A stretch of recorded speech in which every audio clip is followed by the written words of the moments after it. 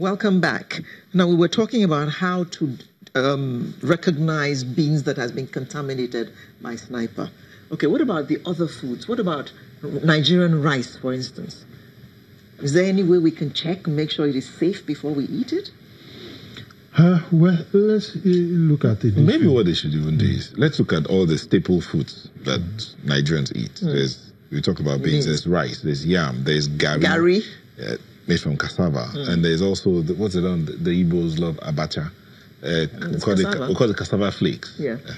They dry down. So just give us, let's talk to our audience in terms of being safe. Well, this is like a very... This is an opportunity. No. Just, use the staple. General guide. Bread too. General guide.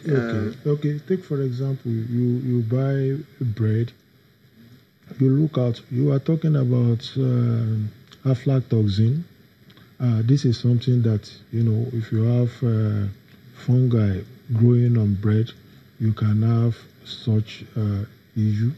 And when you buy bread and you see mold already, then you should know that this is not dangerous. You buy your gari, you perceive you've been taking gari for ages, and you notice something different. It's a matter of being conscious of what you put in your mouth.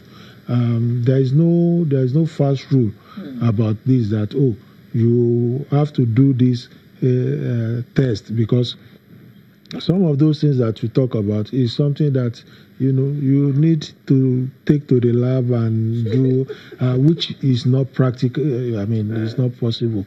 But talking about gari, you know that a lot of Nigerians, when they want to drink gari, they insist on a particular kind of gari, the one that is sour.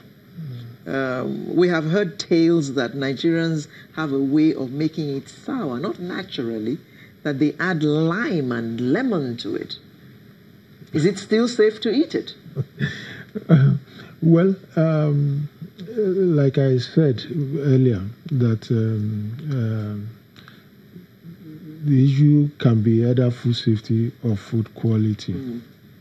Now, this is safety now. Is it safe? Well, so if every other thing being okay, that's in processing, and then you add lime or lemon, the quality, is not right, but I don't think that's a food safety. It is still safe. Okay, all right. However, let's do a demarcation here. The so-called staple food, if it's coming from the farm, is different from now talking about the gari, the other things. Because during the period of processing and packaging, once it's packaged, it's sold, it has a number, NAFDAC number. Like 10 years ago, the average Nigerian will not look at the NAFDAC number, but today that's the first thing they look at. Now, if it has gone through processing, proper processing, and is there for you on the shelf, it's safe. Because there are some basic things that NAFDAC will require. Gari, before, nobody packages gari, but now it's packaged and it's regulated, so it's safe. But if I now go to the farm and the woman doing the gari, and I want to buy from her, of course, that's fresh. That's when I was growing up, that's the kind of gari I'm used to, and maybe that's what I want to drink. Okay, the onus is on me to ensure that what I'm buying is good, and it has been packaged, it's been given to me in a hygienic form and way. Because once it's processed, because of heat application, most of these germs are killed. But then you can reinvent if you put it in the wrong packaging. Oh boy, this gets a bit more complicated. Okay, you are talking about foods that come directly from the farms and the processed ones. So the ones that come directly from the farms into the house, the vegetables, there's what do you call them, the spinach, there's the local ugu, there's the bitter leaf, and all of that. What should we do to ensure the safety of these ones that we eat? Now, those items coming off the farm, it's very rarely that you are going to consume it unprocessed, uncooked, because when you cook it, you are processing. Okay. The heat application kills whatever. But what we are saying is, now the woman that wants to sell yam to me in the farm, maybe when the yam came, she didn't sell them on time, and she saw that it's beginning to rot.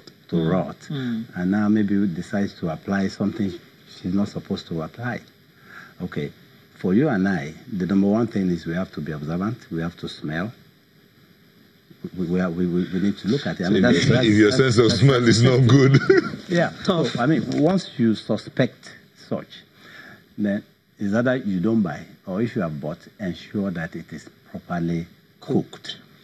Well, by and large, they say that Nigerians overcook their food. So, I mean, if you buy that kind of stuff, for instance, you're going to cook that yam for about 15, 20 minutes anyway.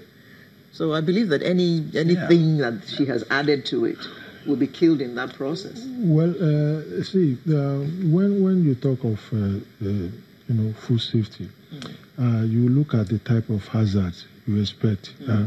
Is either is a biological hazard, is a chemical hazard, or physical hazards. And the action you take depend on the type of hazard. For example, if it is a biological hazard, maybe microorganism and the stuff, yes, your application of it may take care of that. Yeah. But if it's a physical hazard or a chemical hazard, that may not be enough. Okay. So for us as a professional body, we've been looking at, okay, what can we do to help? Because, the issue is